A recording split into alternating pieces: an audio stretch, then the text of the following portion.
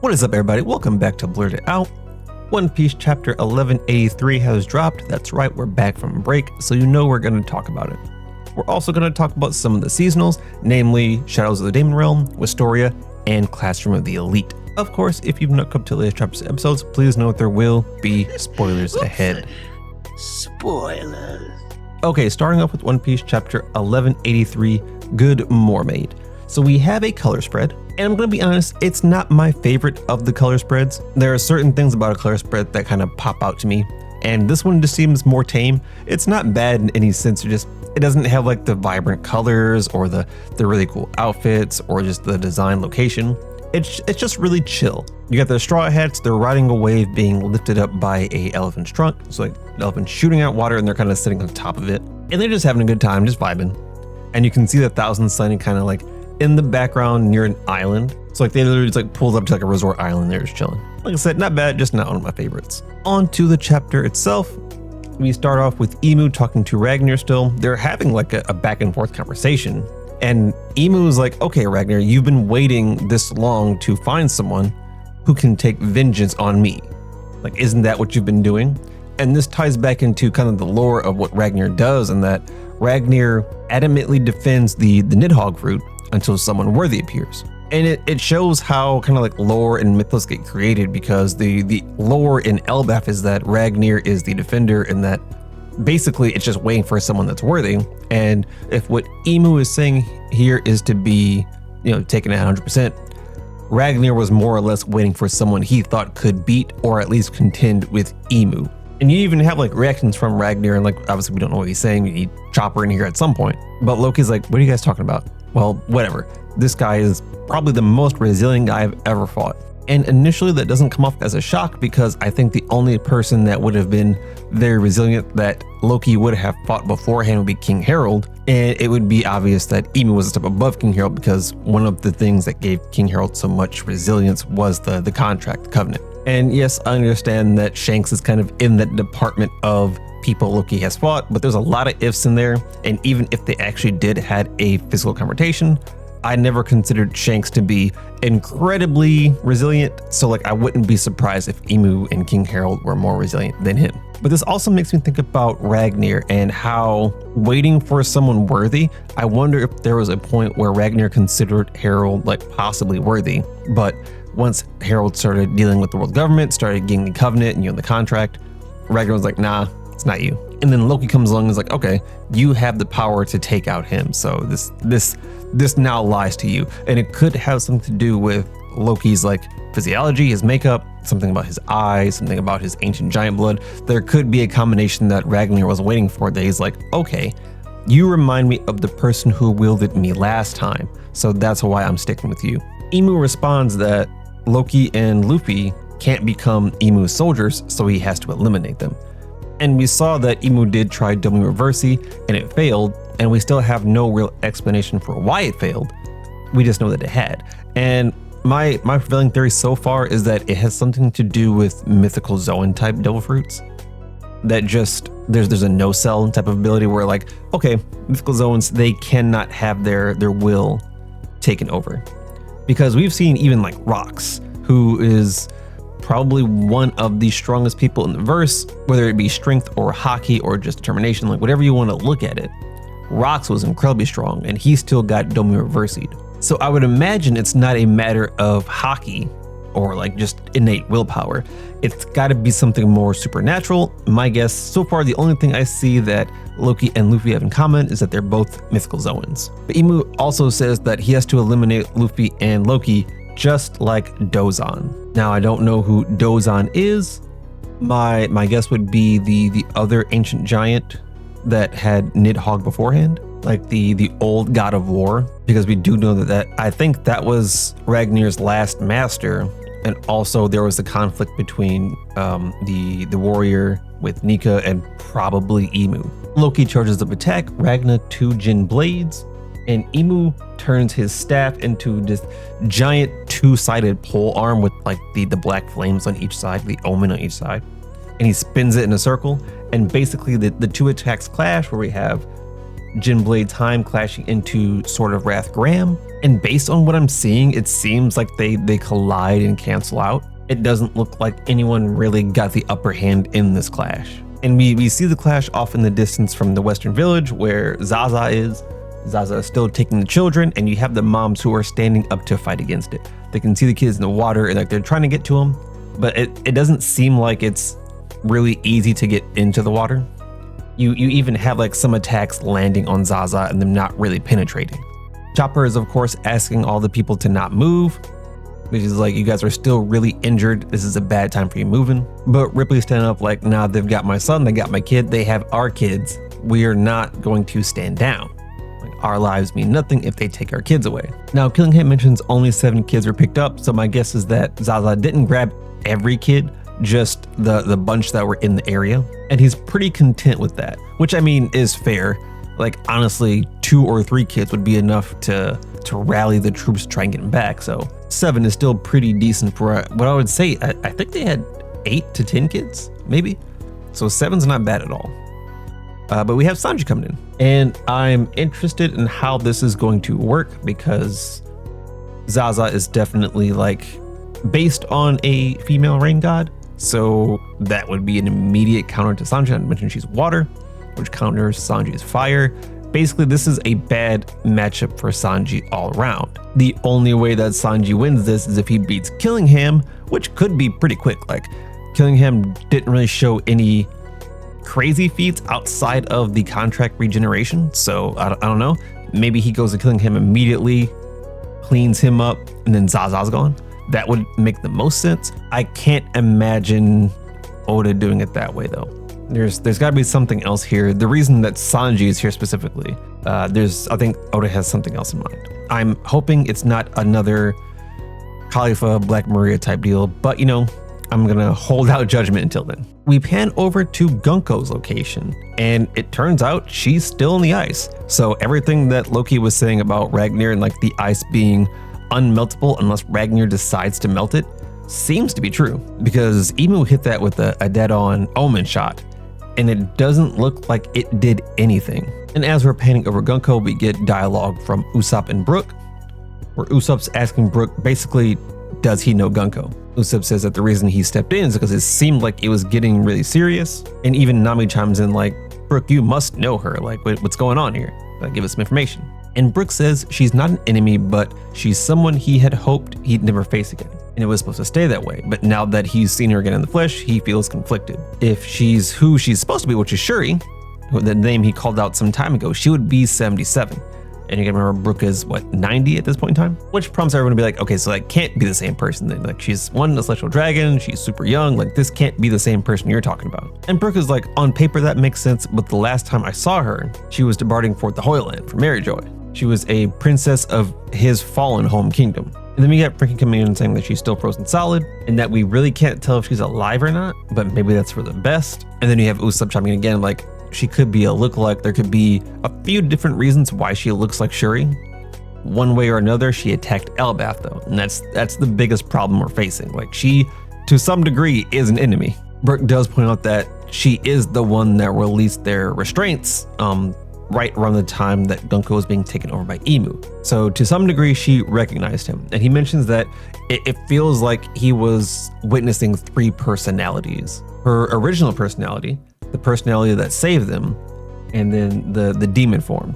So the demon form being when Emu took over, the personality that saved them probably being her like base personality, who she truly is, and then her original personality, which is the one they met when she got there. So like her brainwashed form, her original form, and then her Emu form. And Nami brings to the point that she could be being controlled, and Brook's like, I mean, it's possible. I wouldn't think of that as a thing, but it seems like it could be the case now. And Jinbei cuts in and is like, I get how you're feeling, but are we killing her or not? She seems like an enemy, she's acting like an enemy. We need you to let us know before she thaws if we gotta pack her up. And then Brook starts like, he's going into like a flashback here, but you can see that he's very, very conflicted about what's going on here. And as he's talking about basically where she's from, we dip into a flashback of Brook, which once the Gunko Brook stuff started, we kind of figured was going to happen. But before that, you couldn't have told me this would be an arc for a Brook flashback. But here we are. So we cut back to it, and Brook is being Brook. He's singing up a storm about and it's a song about him meeting a mermaid, which he calls Good Mermaid, which is the title of the chapter. And he's shouting from the rooftops, just singing around, much to the dismay of like the townspeople. And so Brook lived in the town of Asperia. It is a country where music flourished, instrument studios lined the streets. So basically a musical kingdom. Now, based on the way Brook describes it, I kind of imagine everyone being like very sing-songy, like almost like a musical of sorts. But when you look into the flashback, it feels a lot more like Usopp and Syrup Village, where there's one dude who's singing and everyone else is like, hey, can you shut up? And like people still respect him as a person, but they're just like, hey, this one thing that you do sucks. Can you stop doing that? I would almost say this is a country of musical instruments and not necessarily music itself. Like they produce instruments for music to be made, but I don't know that, tons of music come out of this area. And you can see like all the townspeople kind of reacting. You see a glimpse of what looks to be Shuri saying good morning to Brook. You see some of the townspeople just being like, I got a hangover, can you shut up? Someone even asks for a gun so they can shoot him. Like they do not enjoy Brook's music. We then make it over to the palace where everyone is basically gleaming over Brook. He's like a celebrity pretty much. Like all of his, because he's the captain of this guard. So all of his underlings look up to him. They want to learn his swordsmanship. They think he's the coolest. And they also mention that he dotes on Princess Shuri too much, which it seems like they have like a really close relationship. And as we get more into it, it seems like Brook has a close relationship with all of the royalty on this island, which makes sense because he's the captain. But we get a view of young Brook, and he reminds me of someone. Like, obviously there's the elements of Brook, like Rumbar Pirates Brook, but I feel like there's another look in there that I can't quite put my finger on. And Shuri has a sword in her back, so clearly Brook's been teaching her like some sword skills. She's got to have like some knowledge, and that's probably what the royal guard means when he's doting on her too much. Like he's basically teaching her his cool swordsmanship that they all want to learn. And as they're walking, we get the introduction boxes that Brook is 20 years old in this flashback, and Shuri is 7. Brook is the captain of the royal guard in Asperia, and Shuri is the princess. Shuri's talking to Brook about how they just did a lot of work and she's hoping to be as strong as her mother. To which Brook responds that her mother is super strong and her name is Lady Candle, and apparently Brook is deeply in love with Lady Candle. So much so that he will say it in front of her husband, King Leuven. And we get the immediate look of King Leuven, and he is ugly, to say the least. And he says that he'll execute Brook for treason, basically for being in love with his wife. And the banter that Brook has with Leuven seems a lot more like brotherly than anything.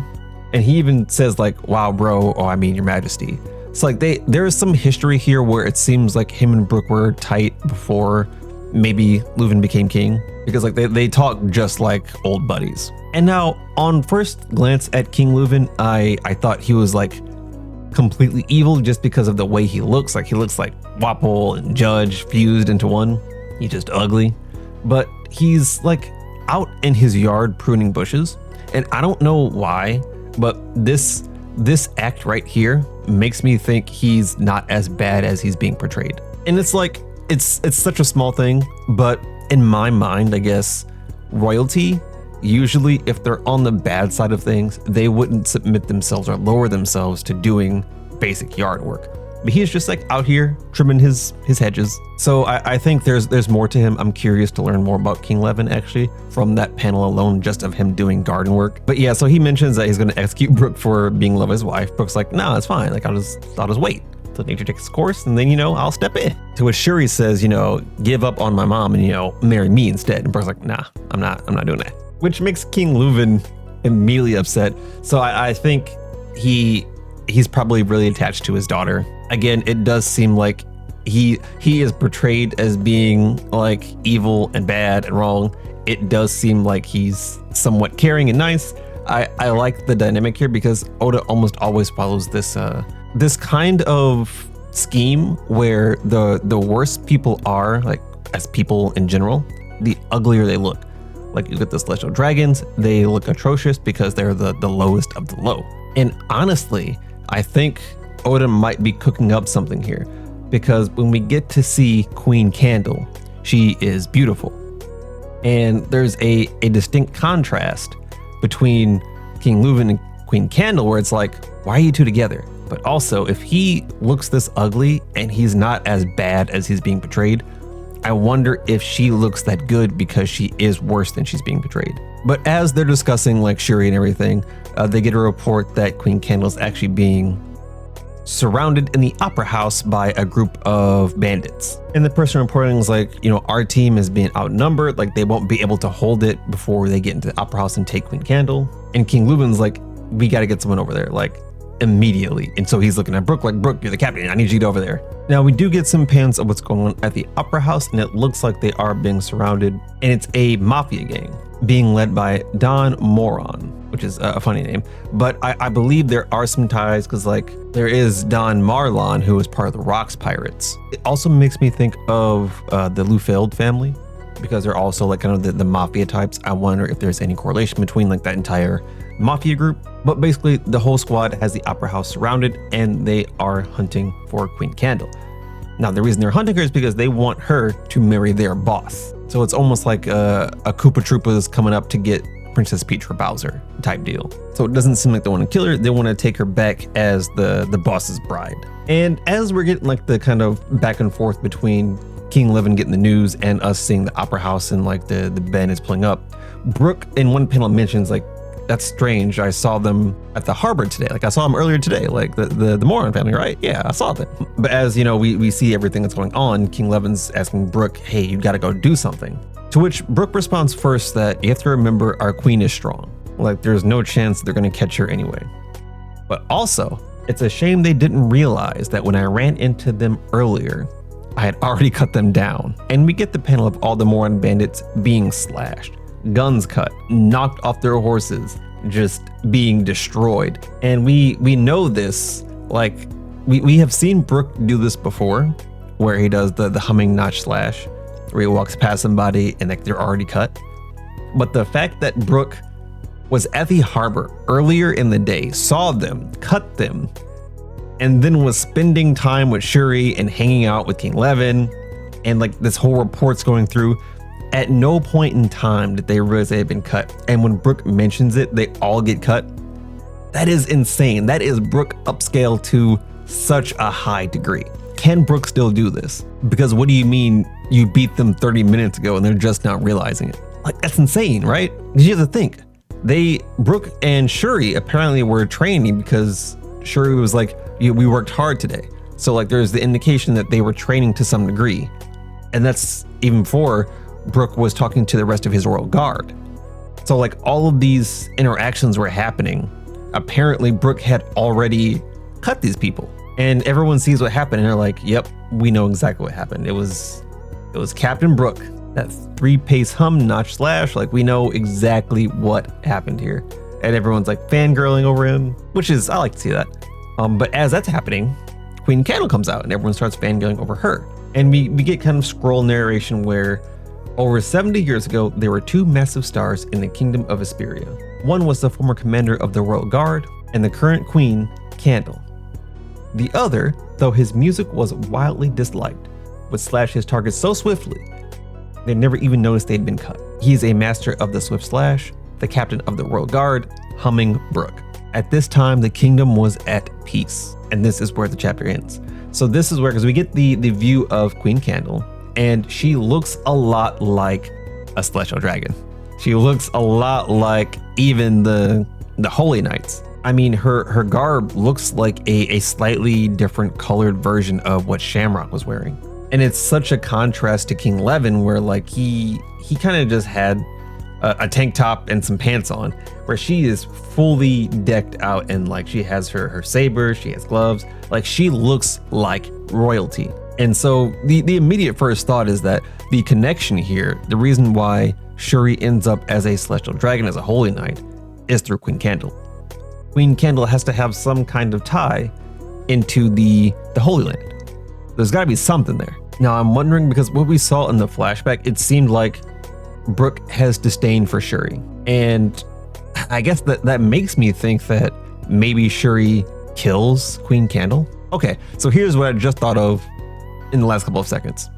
I'm wondering if Queen Candle kills King Levin. Shuri sees this and kills Queen Candle. And then Brook sees that basically Levin and Candle are dead and thinks Shuri did all of it out of malice and is like, I never want to see you again. I feel like we could be heading down a road like that, because I believe in the flashback for Brook and Gunko, like the first one we saw someone calling out to father, and it looks like Shuri. So it's like clearly she was upset to some degree that her father was being killed, which would mean she probably didn't kill her father. It was probably Queen Candle. And if Shuri killed Queen Candle as a response to that, I could see why Brook would have some kind of animosity.